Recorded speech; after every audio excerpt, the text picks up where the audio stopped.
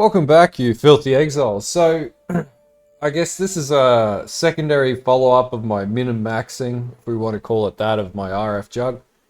If you guys haven't seen the first video, then I'll put it up somewhere up in the screen there, so you can have a look and see what I did. But basically, this is my version of an RF Jugg that I use for Delve. Now, it's been a few days, about a week since I really got the build up to where I liked it. And I decided to change a few things, so we'll run through those changes. Pretty much the same as any other build, but the gameplay is pretty much the same as what you saw in the last video that I put up. Can face tank everything, so I thought I'd just do a bit more of an update and a bit more of a fleshing out of the build. So I've got a new POB that this will be in the description below for you. Biggest change, DPS on Fire Trap is now 3.2 mil, around abouts. That's with like everything up, and we'll talk about this very shortly. And then also Righteous Fire itself is about just shy of 1 mil. Now, price of this build, and it does vary based on when you're pulling the gear in and whatever, probably up to like 60 to 70 divine right now, maybe a little more expensive. A lot of that is wrapped up in the jewels or the gems that are in the build. It's now got level 4 empowers and everything. So level 4 empower and level 4 empower, which, you know, are somewhere in the vicinity of like, you know, 7 to 9 divine each, give or take. It's also now got a +2 wand. Amulet's still pretty meh, can be way better. But this is about where I'm going to keep the build. Because it's not really worth putting much more in. It can pretty much face tank everything at this stage. Cycling health regeneration rate in idle goes up to 3.8 thousand. Once it starts winding up, once you have life tap and everything, it hits about still 6,000, give or take. So super tanky, except just idle, it's got 87,000 armor, up to like, I think it says here, nearly 120,000 armor. 322,000 effective hit pool or life pool, whatever you want to call it. So it's pretty damn tanky, and if you've watched my videos or been watching my streams lately, I've been pretty much face tanking 550 delve horizontally without any real issues, and that includes doing balls and everything at this level. So super tanky, ability to dig pretty deep and delve, and yeah, we're pretty much at a stage where this is it. So we'll go through the config in POB, and then we'll talk through the gearing and everything.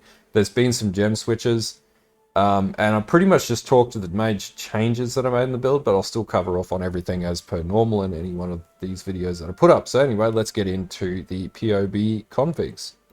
Okay, so you can tell, no bullshit. So we got endurance charges, solar Nara, solar Gruth, cool. Now, if you want to know what your life gen is, you can put it on burst, and this is going to cycle every, I think it's 4 seconds, or whatever it is. So yeah, there is that. For some reason it's not changing. Anyway, whatever. And then basically we're on consecrated ground. This is coming from our bottled faith. We're pretty much in Delve, we're always surrounded by enemies, so unless we're killing all, that's a given. Always getting hit. Nothing else has been changed here. We have burning, ignite, because we ignite with our fire trap and we apply burning ground with our fire traps. Enemy is chilled and enemy is shocked because we now have skitterbots in the build. Which is set up on... Where are you? There we go, skitterbots. So we've made a few changes in the gem setup to get more damage into the build, and I'll explain that as we go through. So aside from that, enemy is exposed to fire. This is coming from our skill gem setup, so pretty sure that's in our fire trap and awaken burning... No, gloves. I always forget this. It's on my damn gloves. So my gloves have it in my implicit, so we have fire exposure. And then basically, yeah, enemies are covered in ash because we have war cry, we're dropping infernal cry on everything. And the enemy is on consecrated ground because we have a bolt of faith. So pretty simple stuff. That's pretty much it for config, no real changes there, so pretty kosher stuff. So let's get into the gearing. Okay, talking through gearing, no real change to the helm. But I did switch where Righteous Fire sits. Righteous Fire is no longer in the chest, it's in the helm, but we'll talk about that in gem setups. No change to the shield, amulet's the same, rings are the same. Brass Dome, still the same with Corrupted Implicit, but if you don't have it, don't worry too much about it. Legacy of Fury, still the same, no changes there. Immortal Flesh, we'll just go into D&D mode. Immortal Flesh, still the same. Gloves, still the same, no changes. We did change the Scepter. And this one was, I think, like 15 Divine, something like that. It's pretty crazy, the price on these +2 Scepters, but yeah, they're pretty expensive. But we're farming alls, we got 50 divs, so we could throw some currency at it. So pretty much this is like almost best in slots, just instead of attack speed, I'd rather burning damage, but beggars can't be choosers. We have +1 to all fire spells, +1 to all spells, which gets us to level 29 RF and level 28 Fire Trap, which is significant. And then we have attack speed, which is good for running around with shield charge. And then fire damage over time and overall fire damage, which is a huge damage buff to this build and works really well. So if you're looking for best in slot Scepter, and you could use Rune Blades as well, as we were talking about this in chat the other night in stream. Rune Blades are another option that you could exercise that would also work, and I think they're a little cheaper. But this is best in slot. No changes to flasks, still all the same flasks. I think I've got gain +3 charges now on everything, which makes this build a hell of a lot more sustainable, especially in Delve, but that's about it for the overall changes. Now, this being said, you can get a much better amulet. You could get a +2, but very hard and expensive to find. And also, I could get a better helm, but this helm actually has a shitload more regen, and I'm okay with doing a little less damage with RF. It's not really hindering my ability to play RF. It's just a little less fire dot on the RF by 30% or whatever. But I do have level 20 rolls on this. It does have more regen, and I actually prefer it with that than trying to get a 30% roll and pay more currency for that, because it's not really worth the damage increase, because it's not going to make it tankier. Anyway, let's get into the gem setups, and I'll talk through some of the changes that I've made, which are pretty significant. Okay, so there's been some changes that I've made to a lot of the aura setups now to get skitterbots in here and whatnot, and this will be in the POB, but I'll talk to this. So now we have Righteous Fire in the in the helm instead of chest, so I did change that around. It just made more sense because Fire Trap is, you know, your main damage skill here. RF is, you know, doing a lot of damage, but it's not how you're killing bosses. So I have Righteous Fire, Awaken Elemental Focus, Awaken Increased Area of Effect. This is pretty significant considering, you know, look at the AoE on this bad boy. Considering I've got level 20 Burning and Concentrated Effect on the helm. And also I've got Empower level 4, which is much more expensive than a level 3. It goes from 70 Chaos all the way up to like 7 to 8 Divine. But the damage with the +1 is significant enough to merit it. The other plus side of this setup is it's a 6 link in your helm. Works perfectly. It's everything that you need.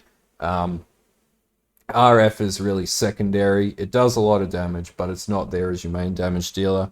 We'll talk about that one shortly. So in my shield setup, I've gotten rid of attack speed, increased attack speed. I've just got shield charge, life tap, and flammability, and I self-cast flammability, which has quite a big AoE.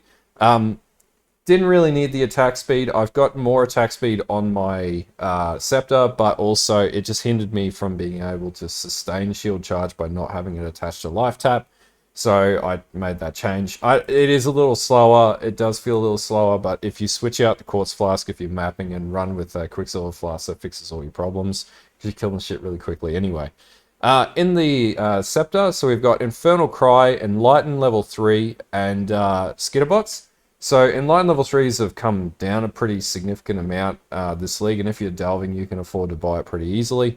And this is how we fit Skitterbots into the build. As you can see, we have like a whole pool non-reserved at 38 mana. So we're like playing it by the tooth here. This is absolutely fucking tuned to the hilt, but this is working for me and it's doing the job. So there is that. In the chest, I've got Fire Trap, Trap Mind Damage, level 21, Awaken Swift Affliction, Awaken Burning Damage, Empower level 4, and Life Tap as well. So it goes up as we're doing sort of throwing shit and tooltip caps in million, but the actual damage is 3.2 mil per the POB. And we can see that in the POB if I pull it on screen. So bam, just shy of 3.2 mil. Someone will go, oh, it's not quite 3.2 mil, it's 3.197. Get the fuck out of my channel if you want to do that. Anyway, so that's that. And then basically in the gloves, we're running Determination, Malevolence, and Purity of Elements. So what makes this build, I guess, significant is the way that it's balanced. And I'll talk about how we get to balancing so many auras. But we're running a base 35% aura. We're running a base 50% aura, another 50% aura, and another 50% aura. So realistically, we're tuning down 185% of auras to less than 100%, which is pretty crazy. So anyway, yeah, that you can do. And I did get rid of the stone golem because it just, I think someone made a really good comment on that. It was a bit of a waste of time having it up because it died pretty much instantly on most encounters. That has level 3 Enlighten in it. So obviously, you know, so we can fit everything in. And then in the boots, custom damage taken, Molten Shell, Vitality, and Arrogance. So we run Arrogance with Vitality. So we reserve just a touch of life, about 452 life, which is worth it considering the amount of regeneration that I do. So yeah, that's pretty much how you make that work. So anyway, let's talk about the skill tree. Okay, skill tree. So there were some changes that I made to the skill tree, mainly in the cluster duel setup. So everything down here pretty much is all the same. I didn't change the Watcher's Eye. I could get a much better Watcher's Eye, but more price. If you can afford a Malevolence Watcher's Eye, by all means do it, but I'm not prepared to pay like 20 Divine for that, so fuck that. And I like to pride myself on moderately affordable builds on this this channel, and that item is just way too common right now with all the poison SRS builds out there. So no change to the Surging Vitality, and I'll add this is a level 97 tree as well, so it's not completely maxed out, but it's pretty high up there. So level 2 passive for 2-point clusters, if we want to call it that, to double stacking Surging Vitalities. No changes here, no changes here. All the same up here. The changes I did make though are up in here. So now I have Flow of Life and Burning Bright. And all my nodes, all my large clusters are Burning Bright, Smoking Remains, and Disorientating Display. This is how I get like such huge AoE. And the same applies for this cluster down here, Burning Bright, Disorientating Display, and Smoking Remains. And you'll notice where I pick up my Dexterity and my Chaos res and any other reses in my large clusters. So Intelligence was a problem, so I picked up a large cluster with that. Now, these can be a little expensive, these large clusters, but this is like the min and maxed version of the build, so this is much more expensive than what it was in the last video, or the cheaper version tree that I put up. And to be able to build everything into this build, I am running a introspection node with more dexterity, so another 18 dex to meet all my dex requirements, and then introspection buffs up my auras, so makes my armor higher and everything else. But I also get 12% mana reservation efficiency as well from this. So I would absolutely recommend this as like best in slot for small cluster duel in this particular area. Now, this did cost me ripping out, I think, these 2 points here. And there was another point somewhere else that I ripped out of the build. So yeah, it's really just sort of delicately balancing things right now to make it work. But anyway, this is where I got to, and obviously I've got pretty good DPS. I'm super tanky. I think I've hit 700 depth, and I'm just pushing down from there. But right now I'm just horizontally farming for currency because I'm working on another delve build, which will be a video in the next few days, and we'll be doing a progress guide on that one too. So watch this space. Yeah, hint, it is a Molten Strike build, but a very different type of Molten Strike build. Anyway, that's it for skill gem setups. There's no other changes to the build that I've made. I haven't changed the Forbidden Flesh jewels or anything like that. They're all exactly the same. Mainly just the changes to the cluster jewels. Now, if you did invest in the other clusters, min and maxing is just a process of switching out gear, basically, and the sky, how high is the sky is the question you ask, how much you spend on a build. But if you're delving with this build, you should be making pretty good bank on it. So, yeah, and if you're following my other video, and I'll put a link in the description for that, then that'll show you how I make the currency I use to fund this build. But that's it for the changes to the tree. Nothing too significant at this stage. Alright, I hope this video has been somewhat informative. If you're looking for what you could do to make your build better, this is sort of how you would go about it. Now, if you could afford an Ashes, or you could get the Dex and the intelligence requirements up, then I'd recommend doing that with your amulet. But it's not necessary, and obviously I haven't done it, so you know it's not a sort of be-all end-all requirement. But anyway, if you like this video, if this build's working for you, drop me a like, drop me a sub. Hopefully I can get the other build up and running. I started leveling it on stream today. Super keen to get Molten Strike running on a Zerker using low life and armor stacking. But anyway, that'll be later in the week and in the forward live streams for probably tomorrow night. I think I'll live stream. Anyway, yeah. Until next time, have a good one, and bye.